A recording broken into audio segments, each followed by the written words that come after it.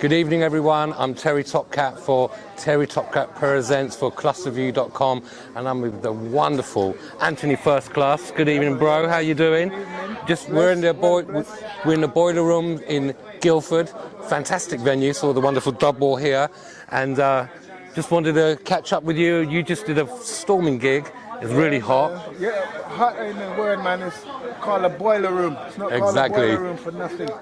Trust me. Hot like the pressure pot. 65 non-stop. Guess what? Yeah. I'm in the capital. I'm down America, so when the time was long, it starts sweating. We'll pack your bags like a I told her I loved her and she told me don't. I told her I want her and she told me no. Oh yes, she told me I told her I need her and she told me no. I'll do anything for you, rude girl. She said you would. Alright.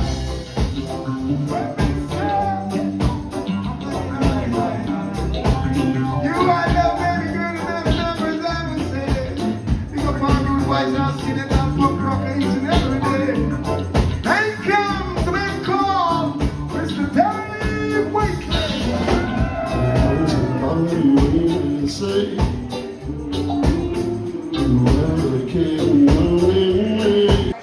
So I want to talk about you before we talk about the wonderful English Beat, who you're currently on tour with, and they're on their UK tour. So you've got a famous dad called Militant Barry. Yeah. I'm not too familiar with the roots reggae scene, but tell me about your wonderful dad. Well, my dad, Militant Barry, is a toaster from the 70s and the 80s, you know, so from Jamaica, England, that little, you know what I'm saying? That little measure right there. And that's how I know Dave, Rankin Roger, etc. through my dad. You know what I mean? And he's been doing these things from the 70s through the punk rock times, you know what I mean? Sex Pistols and The Clash. And, so you must know Don Letts and all those crew and family, right? Yeah, I know Don Letts from I was a kid. And Des, his brother? Yeah, Don Letts used to come to my house with the projector. Oh, wow. And shine it on the wall in the living room. So I was able to see all that as a little kid. You know what I'm saying? So your dad worked with so many wonderful people. There's a classic album called Green Valley. Yes. And you've got the wonderful Sly Dunbar on there as well, and all these amazing musicians, and Keith Hudson. So tell us about Keith Hudson and about your interaction when you were very young, when you were going to Tough Gong Studio. Yeah, well, see, my father now, besides being an artist, he's also a reggae helper. Nice, I mean, we he like helps that. whoever in reggae. You understand? Yeah. Luciano says he's a messenger, Militant is the helper. So he was there, he was being road managing, etc., etc. Him and Keith Hudson doing their thing. Keith Hudson is, they call him the Prince of Reggae or the Darkness, something like that, you know what I mean? Because of his style and his fashion. But Keith Hudson was the first man to put a toaster on record, on vinyl. Wow, okay. Which was U-Roy. You understand? Yeah. Then after U-Roy, if I'm correct, he went with Dennis Al Capone. And Dennis Al Capone became the biggest. And then after Dennis, he went with Big U and got the big SK90 or whatever. I forget because the head not good. Just come off stage, so the head ain't too right. It's okay, But it's okay. him and my dad, best of friends, two of them doing their thing, Keith singing, my dad doing the toasting, etc. They're working together. Besides Keith, there's Tapazuki. I don't know if you're familiar with a band called Rotten Hill Gang. Yeah. So he was on one of their first albums, so he's a legend, Tapazuki. Great artist. I'm born and raised with Keith and Tapa. Okay. All right, and in my household in Guildford, London. You know what I mean? So it would be Keith might come this part of the year and gone, and then Tapa will come this part of the year. You know what I mean? And they both need my father to work with their music. You know what I'm saying? So if the two of them come one time, boom, it's a catastrophe. That's 3 men or 3 men in one apartment. And the only person I'm sorry for is my mother. But anyway, that's how it goes. Him and them is brethren and friends. Always been friends. Always been doing music. As a kid, I've always been with them. Right. You know what I mean? From I was about 3-4 years old. I traveled to Jamaica with them in studios, late night. I used to beg to go studio. How cool. But once you reach studio as a little 4 or 5 year old, you're there all night Because that man don't go studio in the afternoon. No, of course not. Late night. Yeah. You're there all night. Sometimes you're bored, you know. 'Cause Yeah. you're like, What did you do? just sit there and, you know what I mean? We don't Well, have iPhones or none of them things. You just, No, of course not. Back in those I days. think what I did was sat there and took everything in. But And when did you realize start writing music or singing or? I've been ghostwriting from I was about 8, 9 years old. For some of them big men there in the business, who I don't even mention the name. Sure. All my mother used to say is, make sure my son get his royalties. And the first thing they say, yes, Mrs. Dunn, don't worry, yes, Mrs. What a Dunn." great mum. Yeah. Proper. Yeah, but excuse the voice. Rough, being on tour.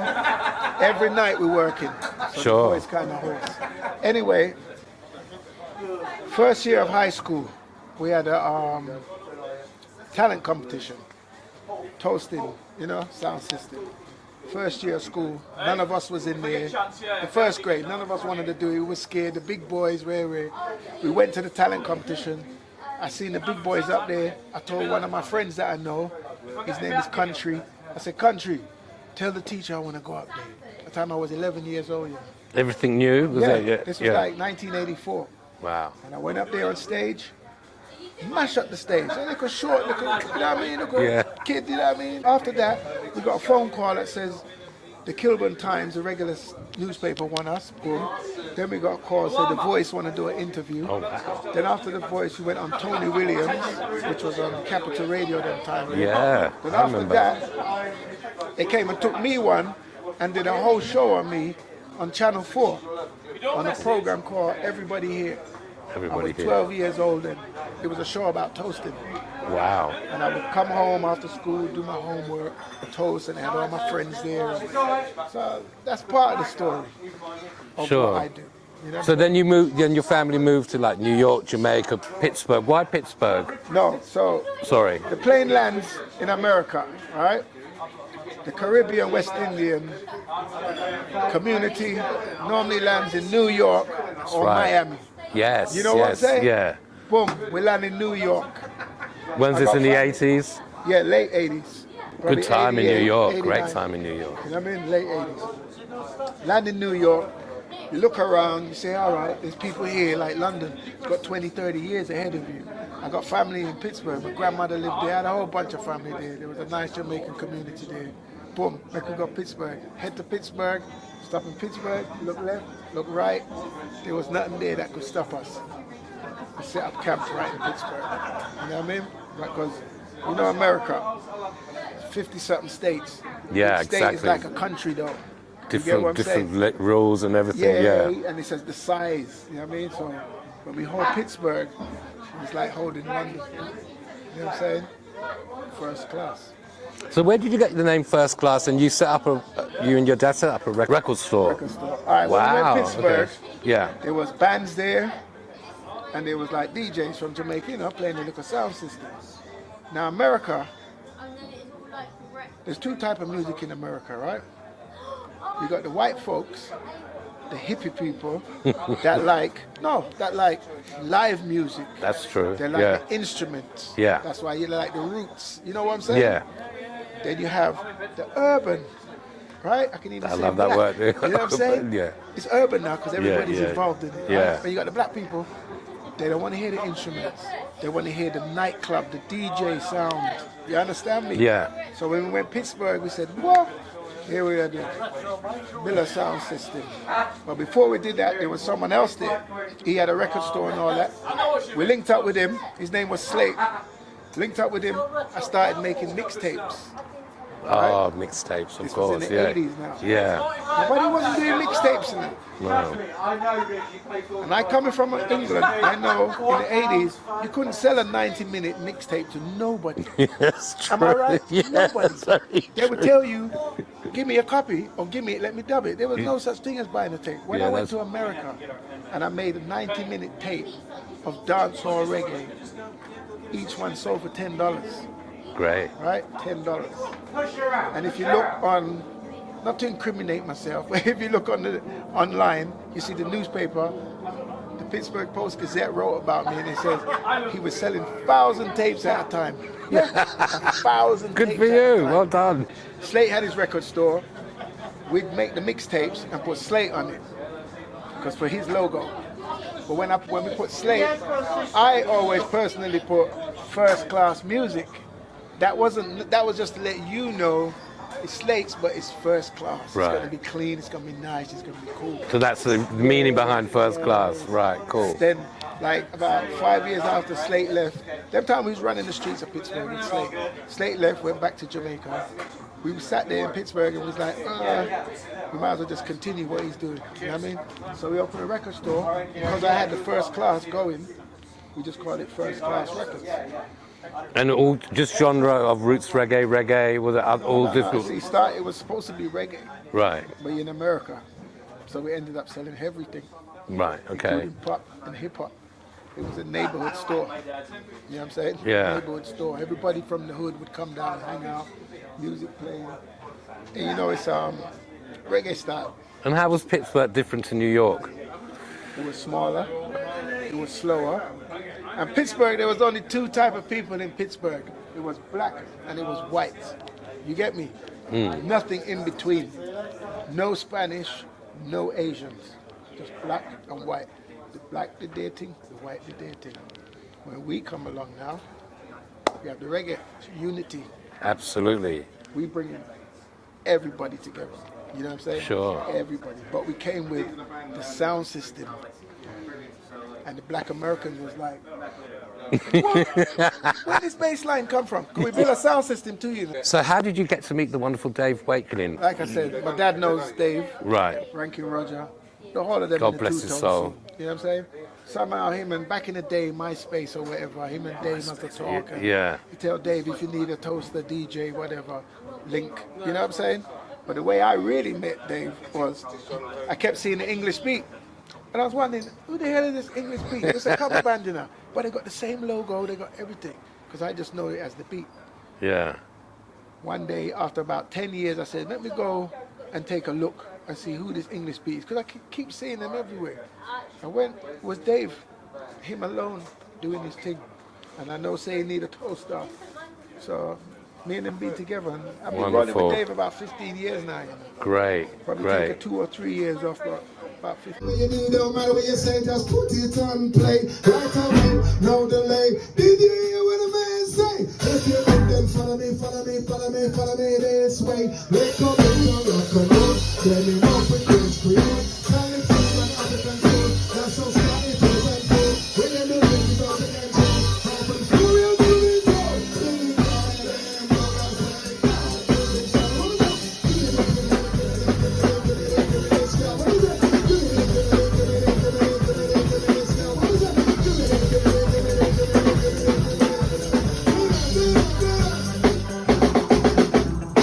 The Boileroom, UK. On behalf of Dave Wakeling, we are the big. Keep it sweet. Thank you very much. We will see you again. Good morning. Good evening, my friend.